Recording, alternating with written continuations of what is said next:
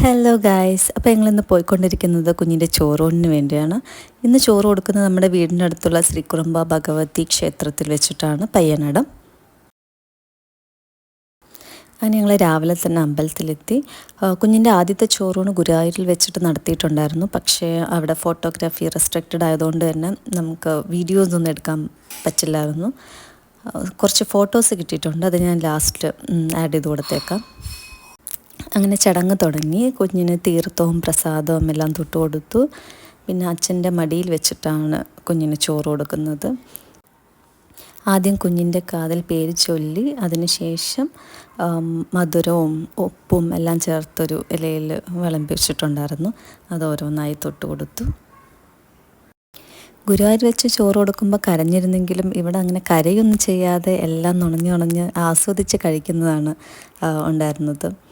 പിന്നെ ഞാനും കുഞ്ഞിന് ചോറ് കൊടുത്തു. അതിനുശേഷം പിള്ളേരൊക്കെ ഭയങ്കര ആവേശത്തിലായിരുന്നു. എല്ലാവരും ഓടി വന്ന് ഓരോരുത്തരായി കുഞ്ഞിൻ്റെ നാവിൽ വെച്ച് കൊടുത്തു. പിന്നെ കുടുംബത്തിലെ എല്ലാവരും കുഞ്ഞിൻ്റെ നാവിൽ ചോറ് വെച്ച് കൊടുത്തു. ഗർഭിണിയായി 7-ാം മാസത്തിന് ശേഷം പിന്നെ എനിക്ക് അമ്പലത്തിൽ പോകാൻ പറ്റില്ലായിരുന്നു. അതിനുശേഷം ഡെലിവറി കഴിഞ്ഞ് ഇപ്പോഴാണ് നമ്മൾ അമ്പലത്തിലോട്ട് പ്രവേശിച്ചു തുടങ്ങുന്നത്. അതായത് കുഞ്ഞിൻ്റെ ചോറൂണിന് ശേഷം മാത്രമേ അമ്മയ്ക്കും കുഞ്ഞിനും അമ്പലത്തിൽ പ്രവേശിക്കാൻ പാടുള്ളൂ.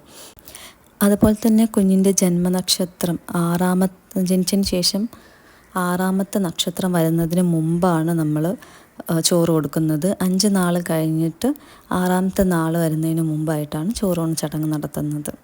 പിന്നെ കുഞ്ഞിനെ നടയിൽ ഇരുത്തുന്ന ഒരു ചടങ്ങുണ്ടായിരുന്നു, ദൈവത്തിന് സമർപ്പിക്കുന്നത് പോലെ. അത് കഴിഞ്ഞ് ഞങ്ങൾ ക്ഷേത്ര ദർശനം നടത്തി തൊഴുത് അവിടുന്ന് തിരിച്ചിറങ്ങി. ഗുരുവായൂരിലെ ചോറൂണിൻ്റെ 5 ഫോട്ടോസാണ് അവർ നമുക്ക് അയച്ചു തന്നിട്ടുള്ളത്. അതിന് ടോട്ടൽ 100 രൂപയാണ് നമ്മൾ കൊടുക്കേണ്ടുള്ളത്.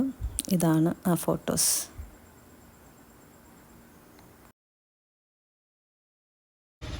അപ്പോൾ കുഞ്ഞിൻ്റെ ചോറൂണ് കഴിഞ്ഞിരിക്കുകയാണ്.